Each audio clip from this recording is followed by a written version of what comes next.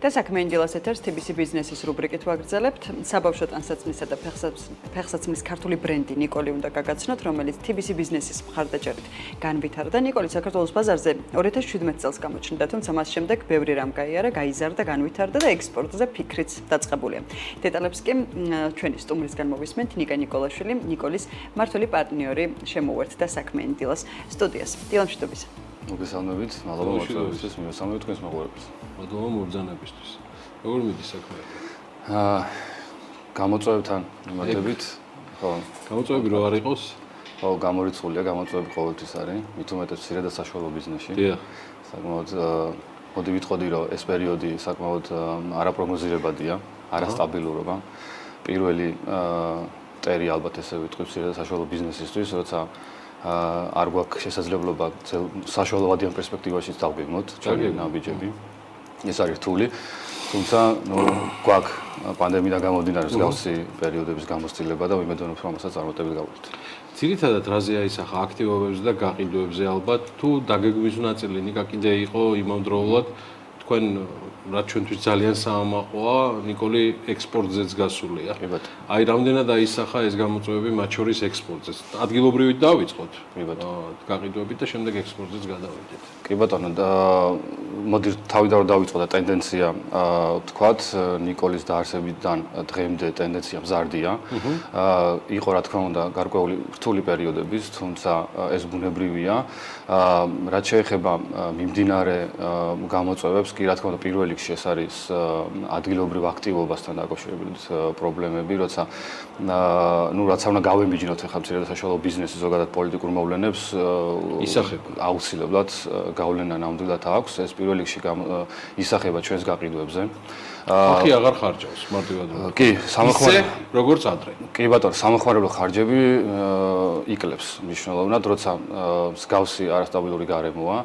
შესაბამისად ეს ჩვენს მოწყვლადი ჯგუფები ვართ მცირე და საშუალო ბიზნესი ამ პრობლემასთან. შესაბამისად გვიწევს რომ გავუმკლავდეთ, თუმცა ვფიქრობ რომ მეტნაკლებად წარმატებით უმკლავდებით და ვიმედოვნებთ რომ დასტაბილურდება სიტუაცია. ექსპორტის მიმართულებაც რაც შეეხება ექსპორტი მოდი ვიტყვი რომ კომპლექსური საკითხია და არ გულისხმობს მხოლოდ რაღაცა ერთ კონკრეტულ პარტიას. ხო, რაღაცა მას ეს არის პროცესი, რომელიც საჭიროებს მთლიანი წარმოების ჯაჭვს დამთავრებული ბაიერამდე მიტანილ პროდუქტს.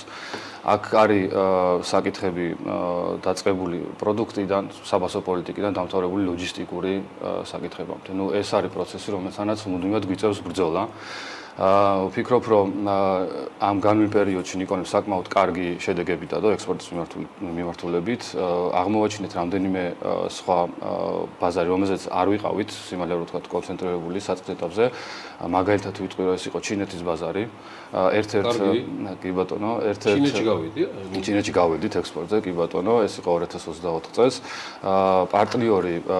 პარტნიორი გავიცანით მილანის, უпростоრად ფლორენციის გამოფენაზე, პიტიმიბოს გამოფენაზე, რომელიც დაინტერესა ჩვენი პროდუქტით და დაახლოებით 2 თვეში მოხდა პირველი პარტიის გაგზავნა. ჩვენი პროდუქტი ტაობაოს ონლაინ საიტზე იყიდებოდა. ამის შემდეგ რა თქმა უნდა ვიფიქრეთ, რომ აქაც არის პოტენციალი და შეგვიძლია რა მიმართულებითაც ვიფიქროთ. შემდეგი ნაბიჯი იყო ის, რომ დეკემბერში უკვე წავედით და შენზენში, ქალაქ შენზენში მივიღეთ გამოფენაში მონაწილეობა პირველად.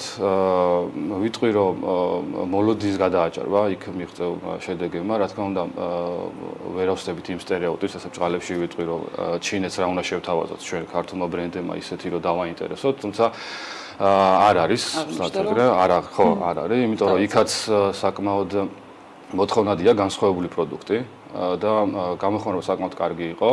განსხვავებით ევროპული გამოფენებიდან იქ გაქვს შესაძლებლობა ასევე მოახდინო რეალიზაცია პროდუქტის, რომელსაც იქ ჩინეთს გულისხმობ. კი ბატონო, რომელსაც იქ წარმოადგენ. ეს საბოლოო ჯამში მივედით იქთან სქანდრო შეიძლება ეს რაღაცა გაყიდვების არხათაც განვიხილოთ გამოფენაზე მონაწილეობა. საკმაოდ მასშტაბური გამოფენა იყო და ახლობთ 100,000-იანი ვიზიტორის ჩათვლით. შესაბამისად, ხო, ამ მიმართულებით ვფიქრობთ, რომ კიდევ უფრო განვითარდებით და გვაქვს თუ ჩინეთი ახალი ბაზარია, ტრადიციული საექსპორტო ბაზრები რომელი იყო ნიკოლისთვის? ტრადიციულში გულისხმობ შედარებით უკვე გაჭრილი არხები თქვენი სავაჭრო არხები. ხო, ну, სპეციფიკიდან გამომდინარე, რა თქმა უნდა, ჩვენ რეგიონი ჩვენი? ხო, რეგიონი იყო და უფრო მეტად ორიენტირებული ვიყავთ ევროპულ ბაზარზე, პარიზის და ფლორენციის გამოფენაზე ვიყავთ ყოველწლიურად მონაწილეობას. შესაბამისად, ხო, ორიენტირი უფრო იქით იყო. გქონია კანადაშიც ექსპორტი, გქონია ევროპის რამდენიმე ქვეყანაში ექსპორტი, თუმცა რა თქმა უნდა ეს ამ ყველაფერს გქონდეს სტაბილური სახე, გქონდეს სტაბილური, ხო, ეს საკმაოდ გრძელვადიანი პროცესია და საკმაოდ დიდ მუშაობას მოითხოვს. რა პერიოდი იყო, ნიკა, როდესაც TBC-ის მხარდაჭერა გაჩნდა საჭირო ნიკოლის განვითარებისთვის? მე ვიტყოდი, რომ საწყის ეტაპიდანვე TBC-ის მხარდაჭერა მივიღეთ. ჩვენ საკმაოდ მცირე საკუთარი კაპიტალით დავიწყეთ. საწყის ეტაპზევე დავიხმარეთ TBC-ის სტარტაპ სესხი. ნუ ამით რა თქმა უნდა შევძელით, რომ საწარმოო პროცესი აგვემუშავებინა. მიგვეღო ის პროდუქტი, რომელზეც ვფიქრობდით, რომ იქნებოდა წარმატებული და ვფიქრობ, ეს გავაკეთეთ წარმატებულად.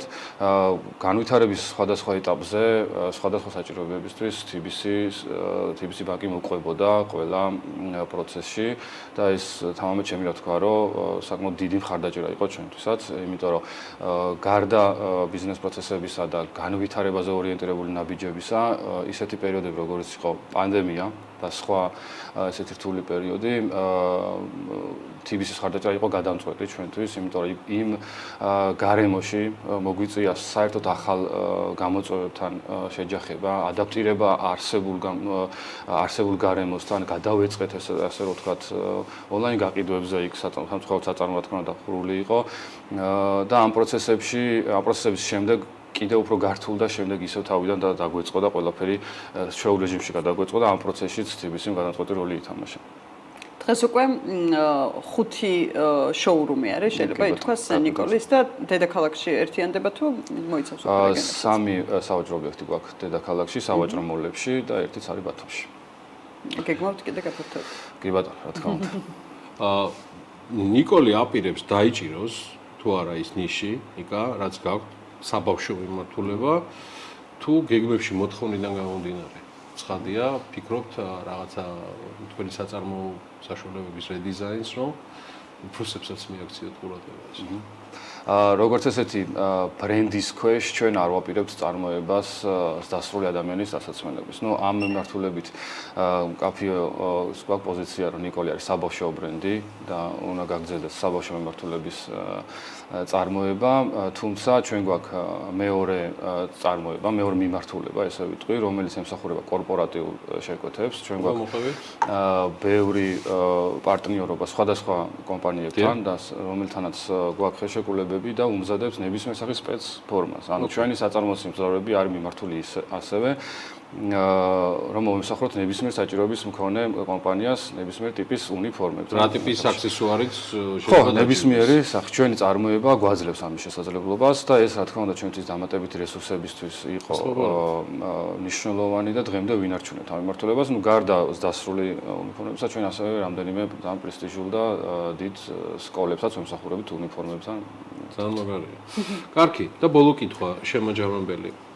ჩვენ გამოწვევებზე ვისაუბრეთ, რომელიც მიმდინარეა გვაქვს და თქვენ არ ახართ მარტო გულისხმობთ ინდუსტრია ამის გამონაკლისი. იმ ჩამონათვალის გარდა, რა სჭირდება ნიკოლს განვითარებისთვის საიმისოთ, რომ იმანი გაამართლოს ყველა ის ჩანაფიქრი, რაც დამფუძნებლებს და მართლ პარტნიორებს ჰქონდათ დღე პირველიდან მოყოლებული. კი ბატონო, საჭიროებები და გამოწვევები საკმაოდ ბევრია, გამოვყოფდი რამდენიმეს და ვისურვებდი, რომ ეს მიმართულებები კიდევ უფრო მეტად განვითარებული იყო. გულისხმობ პირველ რიგში გარკვეული სახის საგადასახადო შეღავათებს, რომელიც შეიძლება რომ საშუალო ბიზნესებს გქონდეს და ასევე გულისხმობ ფინანსებზე ხელმისაწვდომობას. ნუ გარდა საბანკო სექტორისა, რა თქმა უნდა, ბიზნეს აქვს საჭიროებები ისეთ, რომელიც საჭიროებს ინვესტიციებს და არა ნუ კაპიტალში შემოტანილ თანხას და არა სასესხო ვალდებულებას. ნუ პირველ ნაწილში რაც გულისხმობს ნუ ფინანსური მხარდაჭერა საკმაოდ მნიშვნელოვანია, თამით როდესაც არასტაბილური გარემოა და ინვესტიცია ეს არის გადამწყვეტი მნიშვნელობის, რომ გახდეს ბიზნესი მაღალშემოსავლიანი და სტაბილური. საგადასახადო შეღავათები ვახსენე და ამ ნაწილშიც მინდა თქვა, რომ ჩემთვის საკმაოდ გაუგებარია, პირდაპირ ვიტყვი, რომ მცირედასაშუალო ბიზნესი საგადასახადო წნეხი იგივეა მათზე, რაც მაგალითად სხვა მრავალ მილიონი შემოსავლების ბიზნესთან და როცა ბიზნესში ჭირდება განვითარება, როცა ბიზნესში ჭირდება ხელშეწყობა, მაშინ უნდა კონდეს ეს საგადასახადო შეღავათები. თუ მიხვალ იმ ნაბიჯამდე, რომ შეგიძლია მსგავსი კანონმდებლობით დაბეგრო ნებისმიერ ბიზნესი, კი ბატონო, თუმცა როცა დღეს ჩვენ გვჭირდება სტაბილურობა, გვჭირდება მეტი რესურსი, ეს ჩვენთვის ძალიან მნიშვნელოვანია. ნაკლები გადასახადები, რა თქმა უნდა, უდრის მეტ ძლიერ ბიზნესს. ნიკა ნიკოლაშვილი, ქალბატონებო და ბატონებო, კომპანია ნიკოლის მმართველი პარტნიორი, მადლობას ვუხდით მას მომბრძანებისთვის.